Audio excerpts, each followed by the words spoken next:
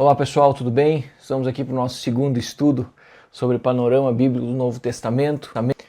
Vamos nessa jornada. Volto a repetir, se você escutar algum barulho estranho, criança gritando, chorando, algum barulho que pareça diferente, não leve a mal.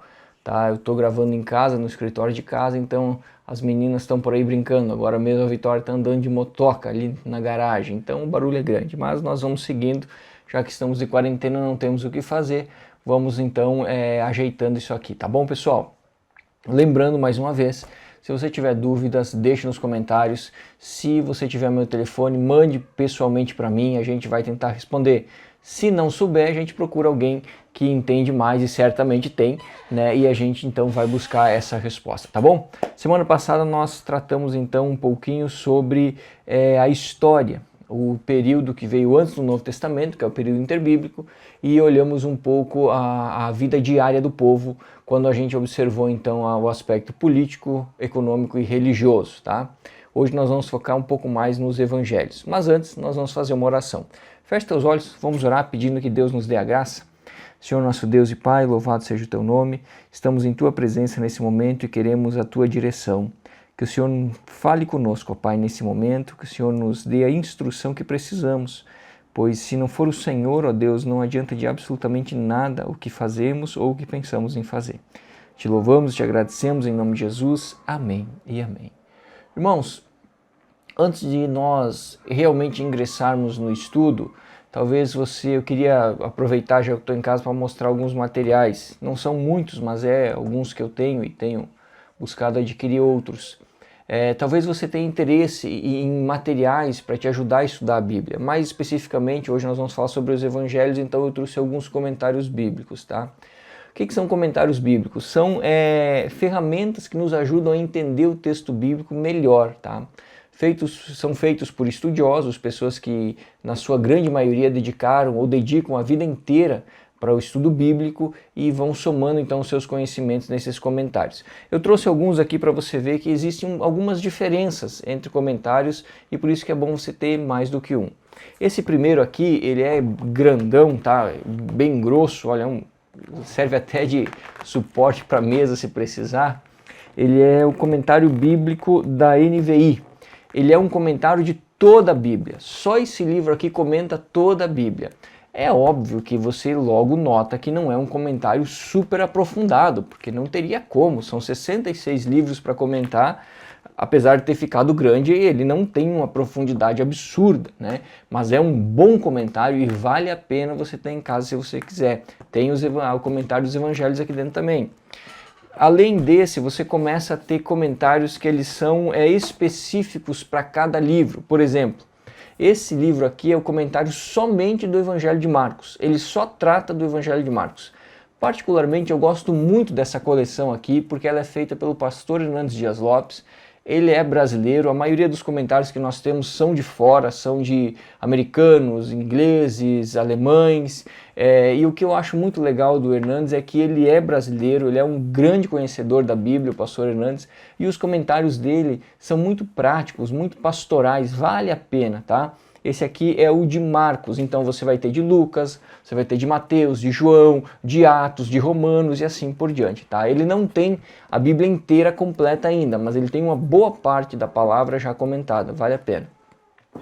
Você tem comentários como esse aqui, que é uma coleção de comentários do Novo Testamento.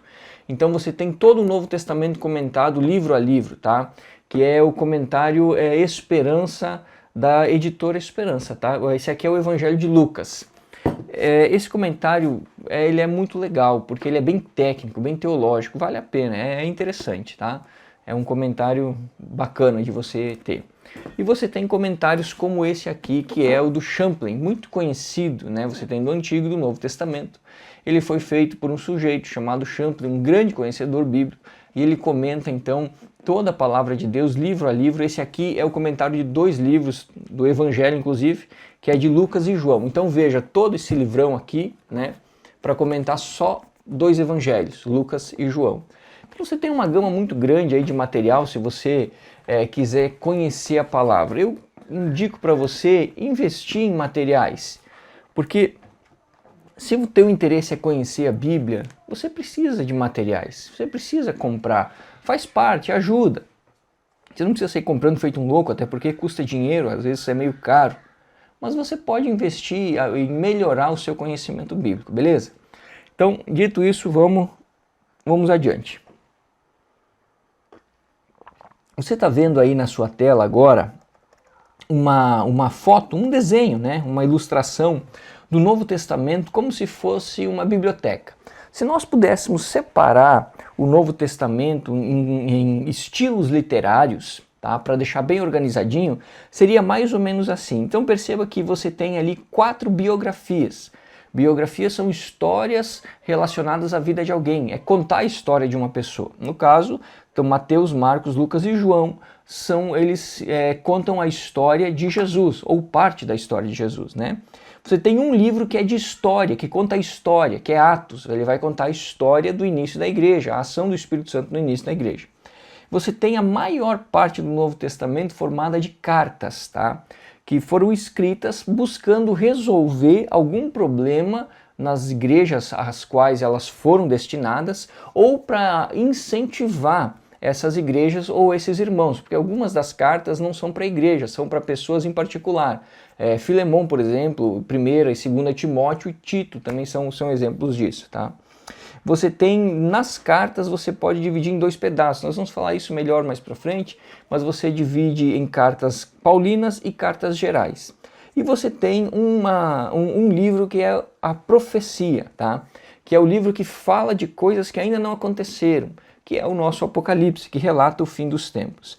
Então, nessa imagem que você estava vendo ali, você tem pelo menos 4 estilos literários. Você tem biografia, histórico, carta e poesia. E é muito interessante dar uma observadinha nisso. Vamos lá, vamos passar rapidamente um por um, só a título de introdução. A biografia, ela se destina a contar a história de Jesus, principalmente no que se refere ao ministério, tá?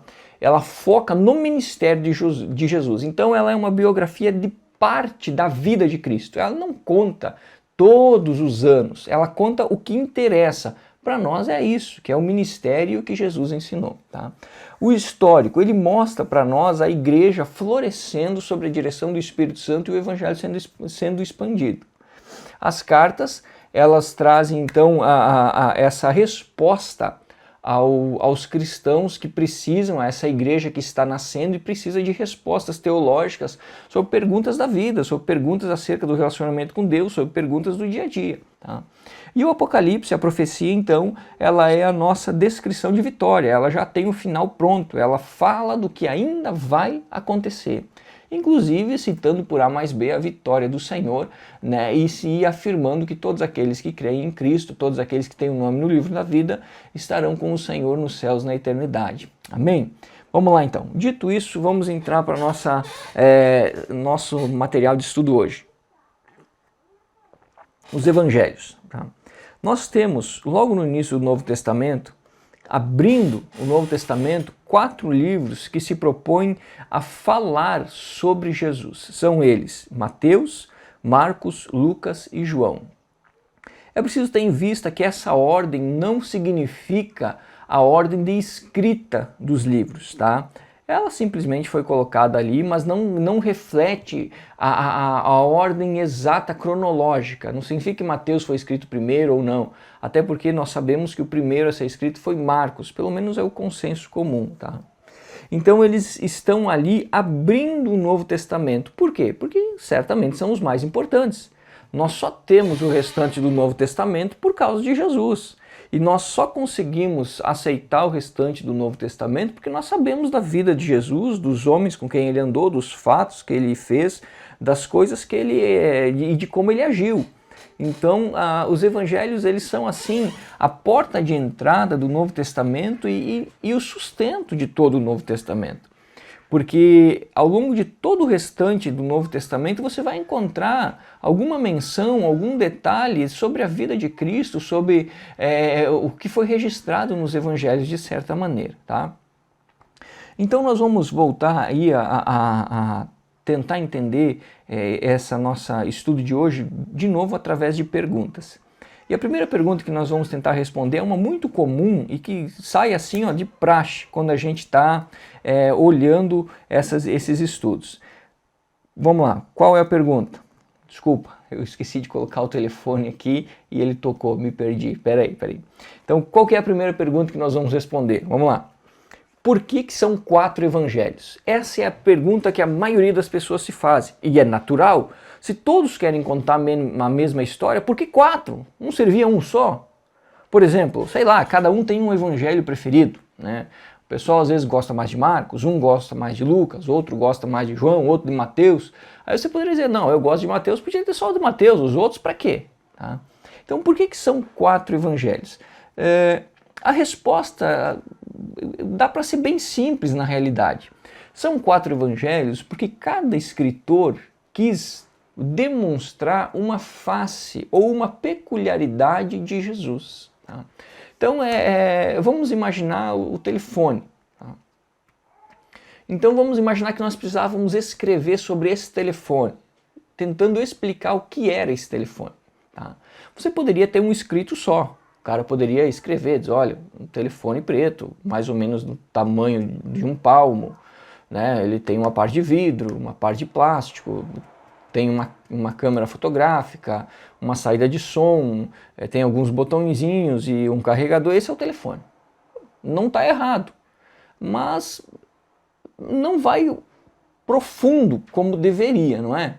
Então, se você tivesse 3 ou 4 pessoas escrevendo, qual é a vantagem? A vantagem é que cada uma dessas pessoas poderia escrever sobre um aspecto um pouco mais detalhado, mas do mesmo telefone. Por exemplo, alguém poderia escrever falando sobre o todo, mas detalhando com um pouquinho mais de atenção a tela. Então ele poderia dizer assim, não, o telefone é preto, mais ou menos o tamanho de um palmo e tal, mas a tela quando você encosta, você consegue trabalhar. E você tem uma saída de som desse jeito, a saída de som é melhor, tal. Ele ia detalhar um pouco melhor a tela, nós íamos entender um pouco melhor o telefone. O outro escritor poderia detalhar um pouco mais a parte de trás, ele poderia dizer, olha, eu vou focar um pouco mais na câmera. A câmera ela faz isso, ela pode filmar, ela pode tirar foto, você pode assim, assar desse jeito. Nós íamos entender um pouco melhor. Teria outro ainda que talvez pudesse ir mais longe, e ele poderia nos dar uma visão desse telefone de uma maneira um pouco mais diferente, olhando a parte de dentro, o que a gente consegue ver. Né? Ele diria, ó, tem uma bateria, então vai um chip, um cartão de memória, né? Então você tem que ter a bateria para ele funcionar, a capa é feita e tal. Também iríamos conhecer um pouco mais esse telefone. Tá? Os evangelhos são basicamente a mesma coisa.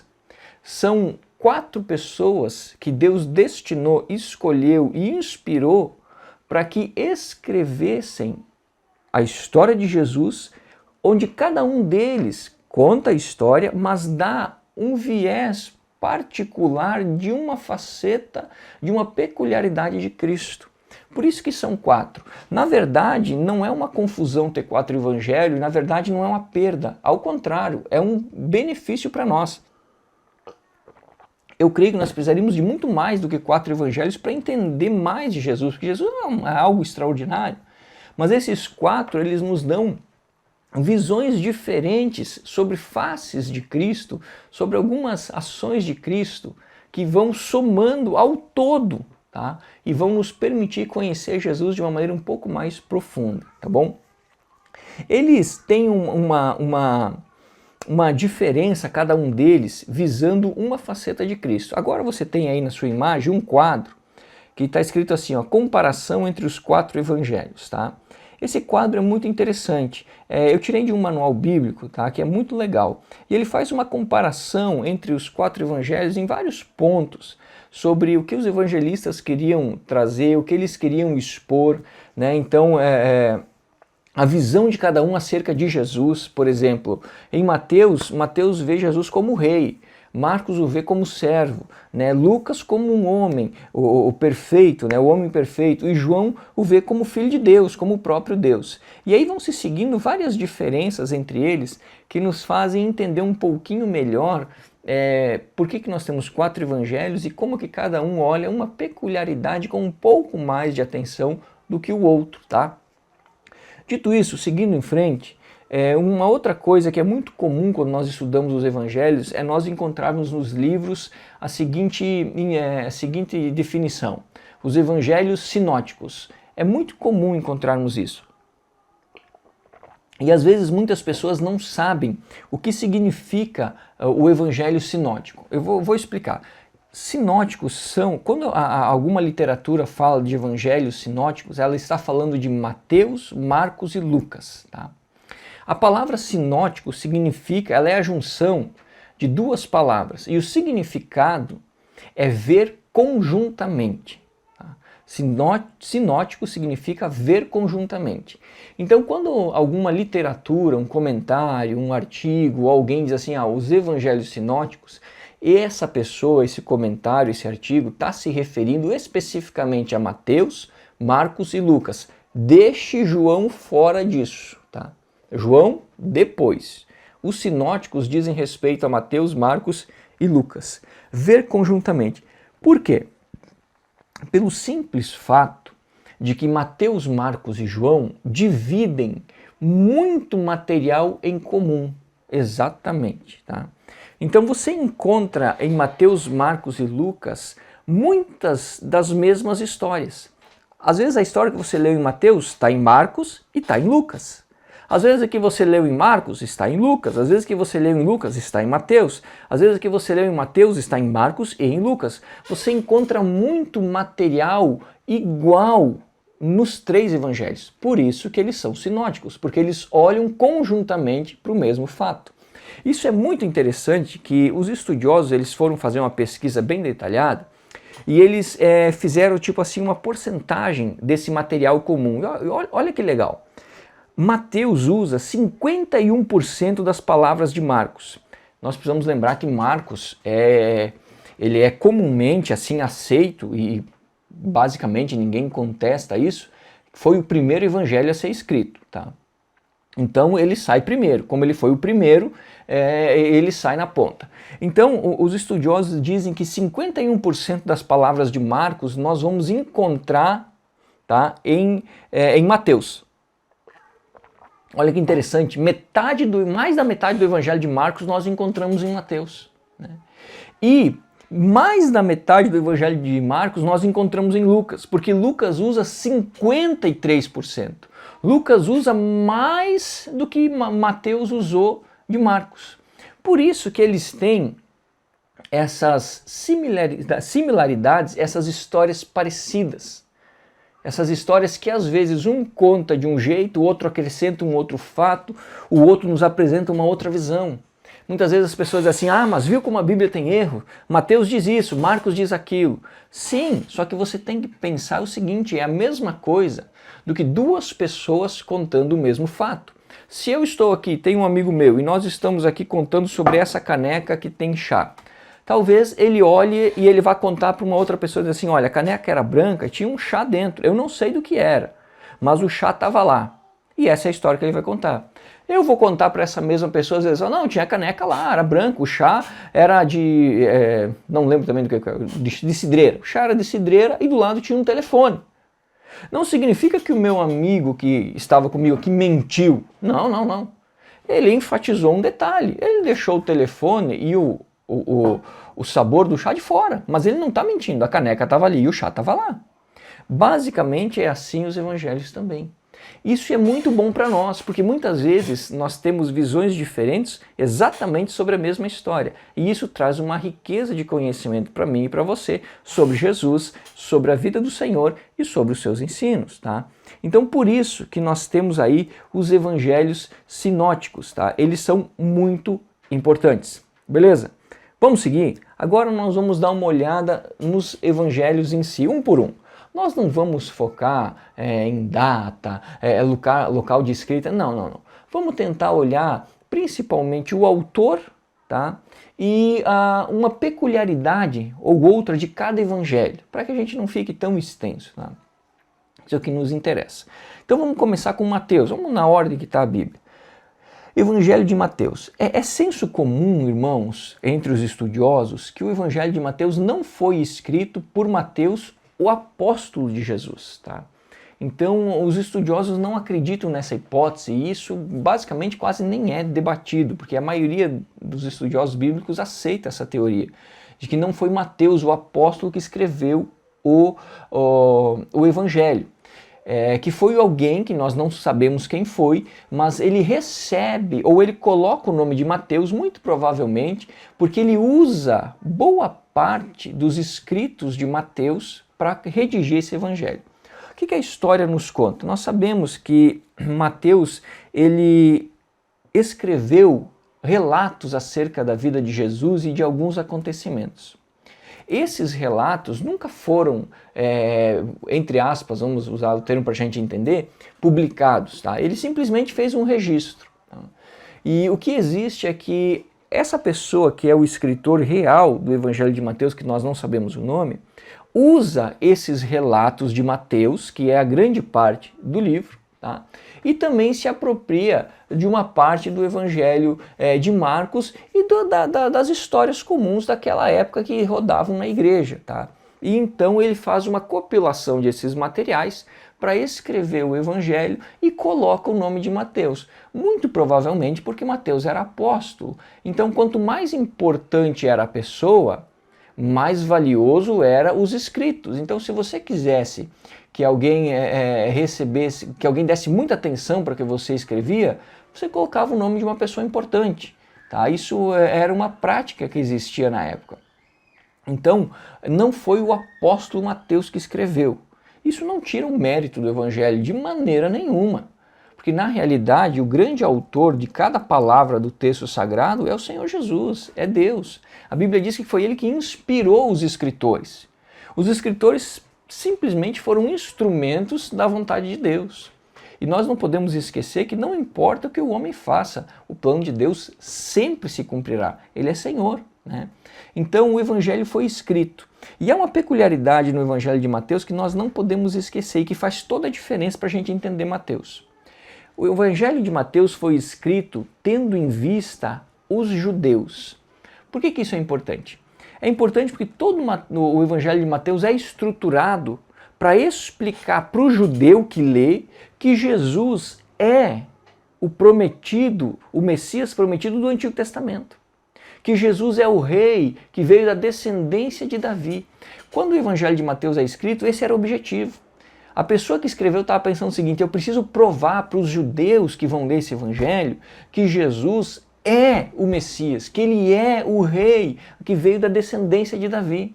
E por isso Mateus é o evangelho que mais vai ter citações do Antigo Testamento. No total ele vai ter 53 citações. Tá?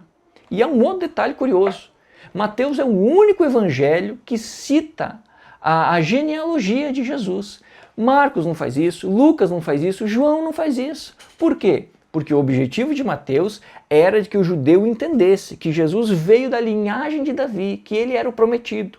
Por isso que Mateus começa, filho de não sei de quem, descendente de não sei de quem, não sei do que, não sei o que, Jesus. E ele vai ligar as gerações até Jesus. Numa intenção clara de dizer para o judeu que estava lendo o seguinte: olha, o homem que eu vou relatar a história não é qualquer homem. Ele é descendente de Davi, ele é o Messias que o Senhor prometeu, ele é o Salvador. Por citar muito o Antigo Testamento, também é muito comum, quando a gente lê Mateus, nós encontrarmos a seguinte frase: tudo isso foi feito para que se cumprisse o que fora dito pelo profeta, dizendo, É óbvio, Mateus queria que as pessoas, que os judeus em específico, entendessem que Jesus era o Salvador. Então ele baseia a história de Jesus, a vida de Jesus, no cumprimento das profecias, que realmente se cumpriram. E ele vai trazer essas profecias à tona e vai trazer Jesus e dizer assim: olha, está vendo? É a sequência. A profecia de lá é o cumprimento em Cristo agora. Ele é o Messias. Sendo assim, o Evangelho de Mateus é extremamente rico para nós entendermos, tá, as profecias do Antigo Testamento em relação a Cristo. É um evangelho que, sem sombra de dúvidas, prova por A mais B que Jesus é o Messias que Deus havia prometido, que ele é o Senhor que Deus havia prometido. Tá? E a grande ênfase de Mateus em relação a Jesus é considerá-lo rei. Tá? Essa é a grande ênfase. Então, Mateus deixa muito claro, o rei é Jesus e mais ninguém. Esse era o seu objetivo. Uma outra peculiaridade do Evangelho de Mateus é que ele é muito organizado em relação aos ensinos de Jesus. Ele traz boa parte dos ensinos de Cristo e ele registra esses ensinos em blocos muito bem organizados ao longo do seu Evangelho. Eu vou citar aqui 5 blocos, tá? Então o primeiro é o Sermão da Montanha. Vai ser do capítulo 5 ao 7. Ele está bem registrado, ali, bem compacto, bem ajustado. O segundo bloco, ele vai falar sobre os deveres dos dirigentes do reino, lá no capítulo 10. No terceiro bloco, as parábolas do reino, capítulo 13, várias parábolas. Quarto bloco, a grandeza e o perdão do reino, no capítulo 18. E o quinto bloco, a vinda do rei, no capítulo 24 e 25, quando Jesus fala sobre a sua vinda, tá? Então, Mateus é um evangelho muito importante, porque ele nos mostra com clareza que Jesus é, sim, de fato, o Messias que Deus havia prometido já lá em Gênesis, capítulo 3, quando Deus diz à serpente, o descendente da mulher lhe pisará o calcanhar. Ali nós temos a primeira menção do Messias, a primeira menção de Cristo. E Mateus descreve Jesus como o cumpridor dessa primeira palavra de todas as outras profecias relacionadas ao Messias. Beleza, gente? Vamos seguindo. Marcos. O Evangelho de Marcos eu tenho um carinho especial por causa do autor. Tá? O Evangelho de Marcos ele foi escrito por João Marcos. Você deve lembrar de João Marcos lá em Atos. Tá? Quando você ouve a história de João Marcos no começo, você fica assim até meio bravo com ele. Porque o texto vai dizer que ele era companheiro de Paulo e Barnabé durante a primeira viagem missionária. E eles saem então na primeira viagem missionária e eles vão passando pelos lugares e de repente a coisa começa a ficar preta, o negócio começa a ficar complicado, os problemas começam a aparecer e João Marcos, não se sabe exatamente por quê, desiste da viagem e volta para casa. Tudo bem, acaba a primeira viagem missionária, Paulo e Barnabé voltam a Antioquia, eles estão ali preparando a segunda viagem missionária e Barnabé diz assim, vamos levar João Marcos. E Paulo, de jeito nenhum, eu não levo esse sujeito já nos abandonou.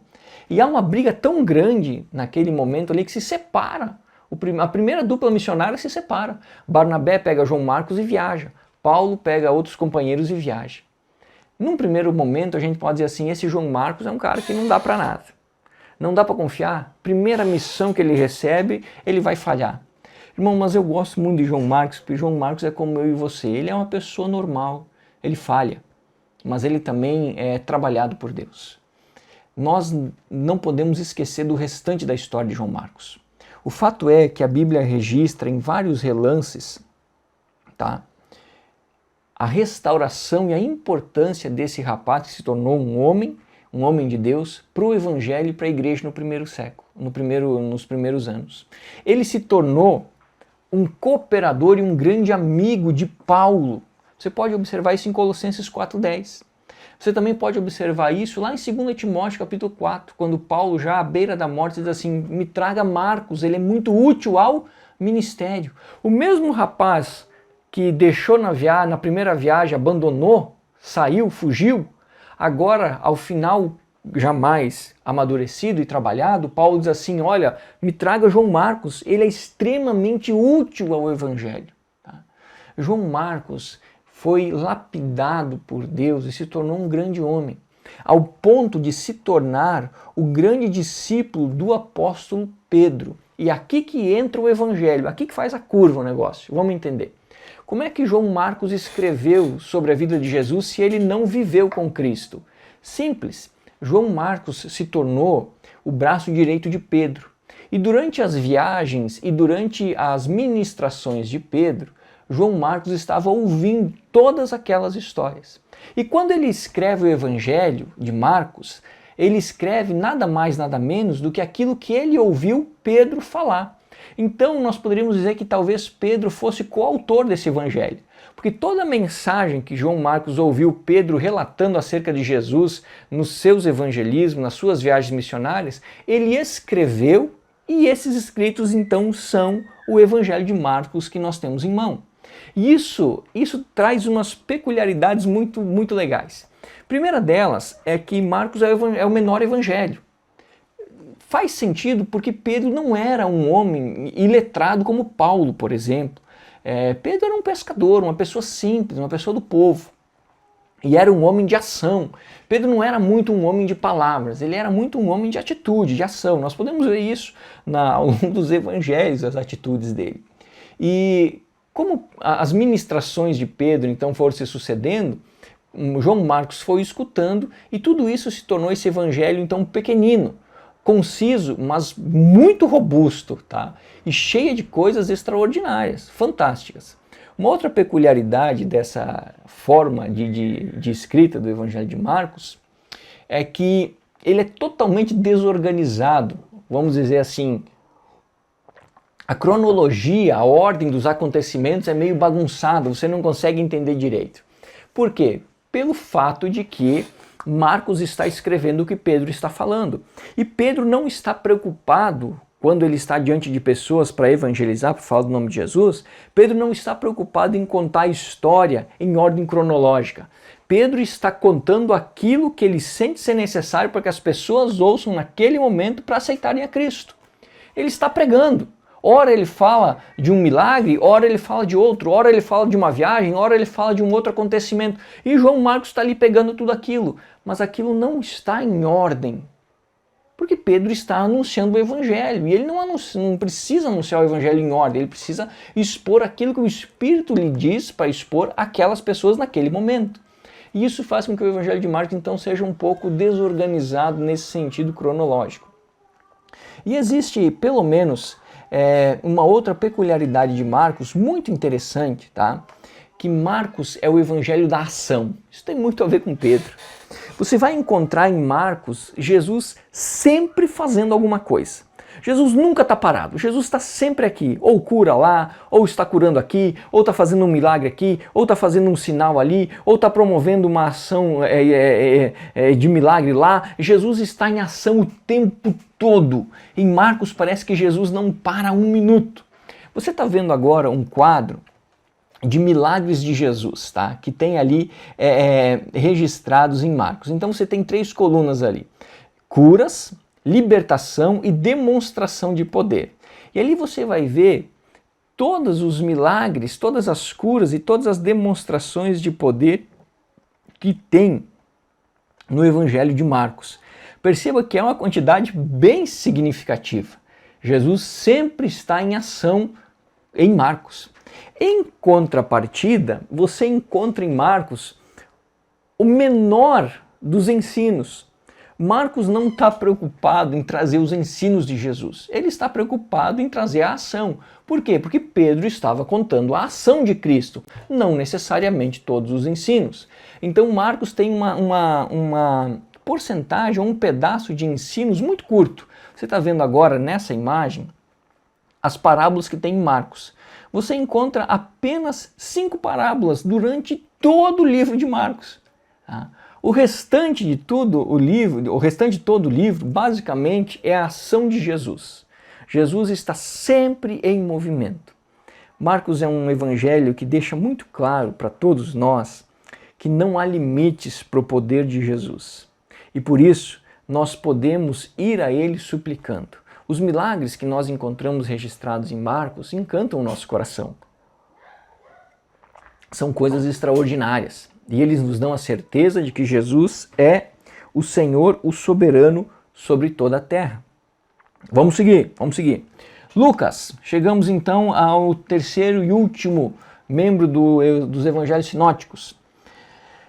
Lucas é escrito por Lucas, o companheiro de viagem de Paulo. E é interessante porque Lucas não era judeu. Tá? Lucas é o único gentil que escreve algum livro da Sagrada Escritura. Ele escreve, na verdade, o Evangelho de Lucas e também escreve, então, Atos dos Apóstolos. Tá? Lucas era médico e isso faz com que o Evangelho de Lucas seja extremamente organizado e altamente detalhado. Tá? Lucas, por exemplo, traz algumas partes que os outros não trazem. Ele é o único que cita alguns resquícios da infância de Jesus, por exemplo. Ele fala da gravidez de Maria, ele fala da visita de Maria a Isabel, que é a mãe de João Batista. Ele registra o cântico de Maria e o cântico de Isabel, né? Também, de Zacarias, desculpa. Então você encontra em Lucas alguns resquícios de coisas que não encontramos em outros lugares. E é interessante porque Lucas ele não foi escrito num primeiro momento para a igreja. Se você abrir a saudação de Lucas capítulo 1, você vai entender que ele foi escrito para uma pessoa. Tá? Lucas chama essa pessoa de Teófilo. Nós não sabemos se realmente esse era o nome do sujeito.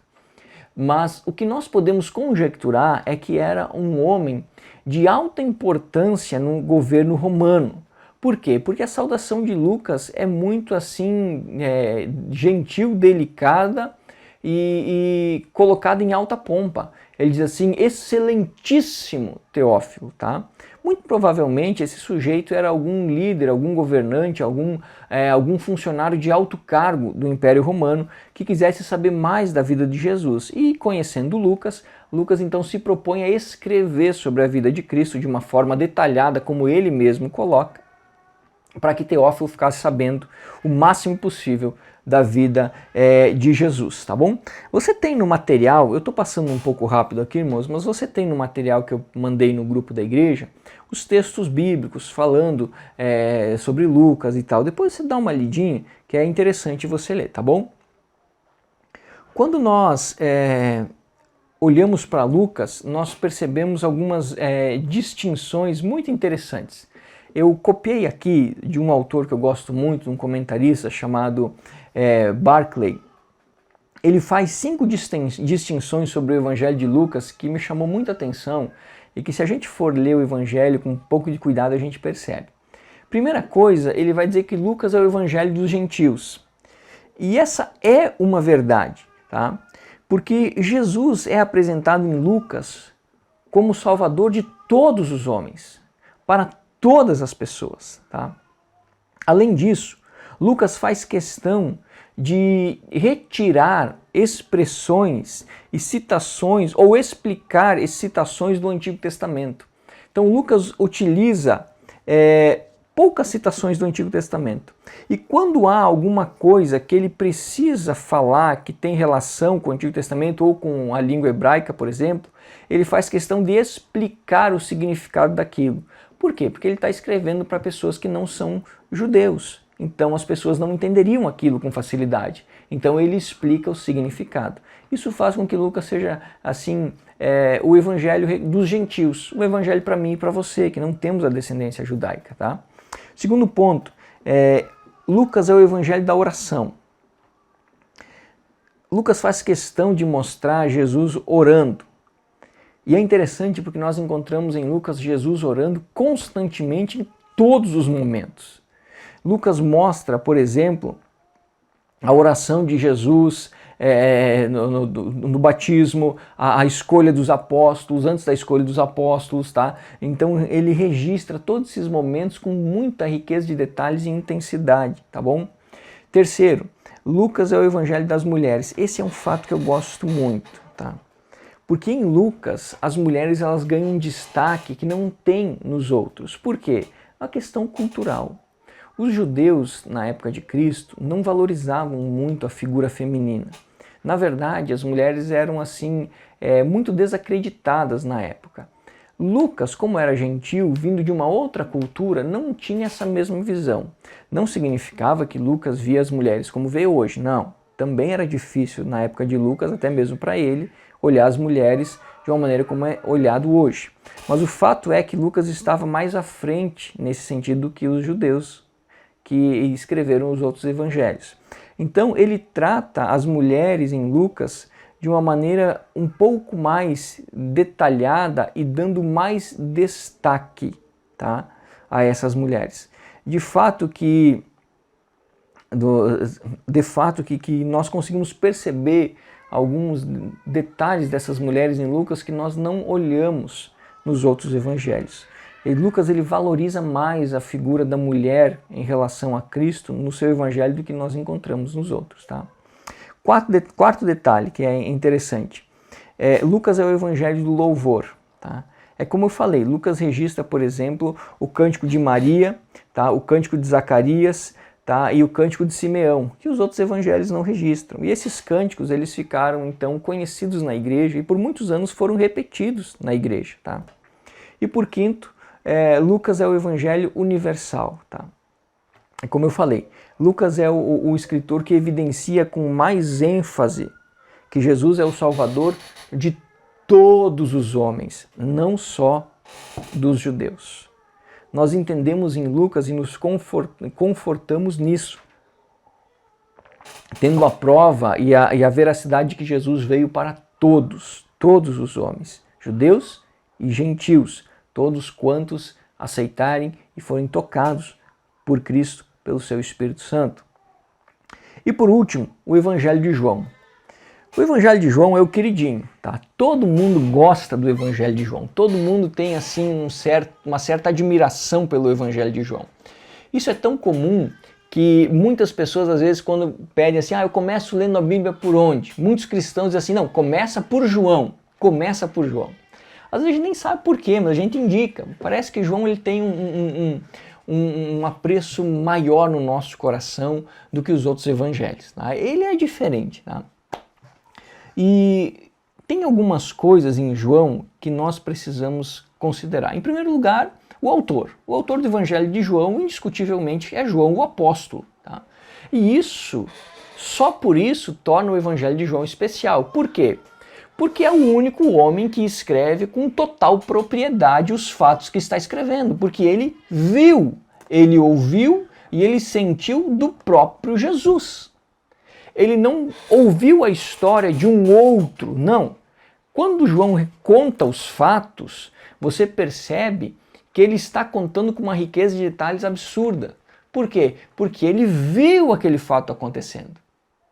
E isso é muito interessante. Tá? Então João é o autor do seu evangelho que leva o seu nome, é o apóstolo. E por que ele é tão diferente dos outros? Essa é a pergunta. Algumas pessoas sempre perguntam, ou talvez você esteja se perguntando, mas por que João não é como os outros, entra nos sinóticos, por exemplo? João é o último evangelho a ser escrito. Tá? E ele escreve o seu evangelho, tá? Olhando para os outros que já estavam prontos e trazendo uma perspectiva e uma visão diferente que os outros não deram. Por isso que eu acho fantástico nós termos 4 evangelhos. Porque eles vão se somando para que nós tenhamos um entendimento muito melhor de Jesus do que teríamos se fosse um só. Então quando João já velho olha os outros 3 evangelhos prontos, rodando pelas igrejas, e ao lê-los ele percebe que poderia acrescentar algo que esses aqui não conseguiram fazer. E ele então nos apresenta uma outra faceta de Jesus fantástica, tá? E tem algumas coisas que nós precisamos olhar. Em primeiro lugar, João dá uma versão distinta do início do ministério de Jesus. Enquanto os 3 primeiros evangelhos dão a entender que o ministério de Jesus começou depois da prisão de João Batista, em João nós temos um período bem considerável de ação ministerial de Jesus antes da prisão de João Batista, ainda quando João estava anunciando, ainda quando João estava falando. Tá? Você encontra isso lá em João 3, 22 ao 30, por exemplo. Tá? É um exemplo disso. Essa distinção se dá pelo quê? Pelo fato que eu acabei explicando. João viveu a história, ele não ouviu de ninguém. Ele foi testemunha viva daquilo que ele estava escrevendo. Tá? Outro detalhe, o foco de João acerca do ministério de Jesus está muito mais no que Jesus fez em Jerusalém e na Judéia do que na Galileia. A maioria, ou os outros 3 evangelhos, eles focam muito mais o ministério de Jesus na Galileia. E nós encontramos basicamente Jesus uma ou outra vez em Jerusalém, mas o grosso daqueles 3 evangelhos em Jerusalém é no final, é quando Jesus é morto. João não, João nos apresenta uma outra faceta de um tempo de Jesus em Jerusalém que os outros não nos apresentam. Então o foco de João é diferente, é muito mais interessante. Você recebeu aí no material alguns versículos bíblicos expondo isso, né? Por exemplo, João 21:12, João 4:35 ao 5:1, onde nós vamos ter então esse foco de Cristo em Jerusalém. E isso é tão real que no capítulo 10 nós vamos encontrar Jesus em Jerusalém e depois nós não vamos ver, até o final de João, Jesus saindo de Jerusalém. Tá? Isso significa que Jesus permaneceu vários meses em Jerusalém, antes da sua morte. O que é algo fascinante, que nós não tínhamos essa visão nos outros 3. Um outro detalhe, tá? Uma outra coisa que nós podemos detalhar do Evangelho de João. O seu cuidado em escrever para demonstrar que Jesus é Deus, que Jesus é o Filho de Deus. João não está muito preocupado em fazer com que as pessoas entendam Jesus como um grande mestre, ou como um grande homem, ou como um grande, ou como um fulano. Não, não, não. A preocupação de João está num fato apenas. Vocês precisam entender que Jesus é Deus. Essa preocupação é expressa já no capítulo 1, versículo 1, quando João escreve assim: no princípio, o verbo estava com Deus e era Deus. Ou seja, a primeira apresentação de João é o que ele quer falar sobre todo o livro. Ele diz assim: eu vou falar do Deus encarnado, do Deus que abriu mão da sua glória, desceu a esse mundo por amor para nos salvar.